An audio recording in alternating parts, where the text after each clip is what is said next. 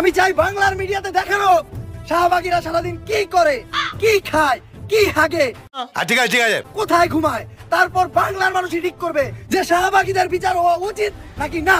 তুমি কে, আমি কে, শাহবাগী শাহবাগী। সাইলেন্স। এই কথা যদি আরেকবার তুমি মুখে আনো না, তোমার ওই মুখে আমি ঝামা ঘষে দিব। আবেদন মঞ্জুর করা হলো, কিন্তু রিপোর্ট করবে কে? পুরা বাংলাদেশের কাছে বিষয়টি রিপোর্ট করবে রিপোর্টার কাকা। দর্শক, যা বুঝবার আমি বুঝে গিয়েছি। টিভি থেকে আমি রিপোর্টার কাকা, আর আজকে আমি সারাদিন এমন এক প্রাণীর সাথে কাটাবো যে মানুষ একদমই না। বলেন কি? সে কোন প্রজাতির প্রাণী সেটাও কেউ জানে না। সাধারণত তারা তাদের নিজেদেরকে দাবি করে অনেক জ্ঞানী, আসলে তারা আমার লেউটা। মানুষ তাদেরকে বলে তোমার কথা শুনে মনে হইতেছে তুমি বিরাট জ্ঞানী মানুষ হয়ে গেছো। আর তারা তাদের নিজেদেরকে দাবি করে শাহবাগী। চলুন কথা না বাড়িয়ে ভেতরে যাওয়া যাক।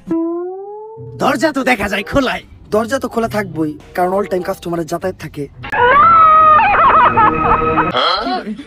আমরা শাহবাগী, তাই আমরা গন্ধ ছড়াই। কিন্তু আপনি কে? আমি তো সেই শাহবাগী যার সাথে আজকে আপনি সারাদিন থাকবেন।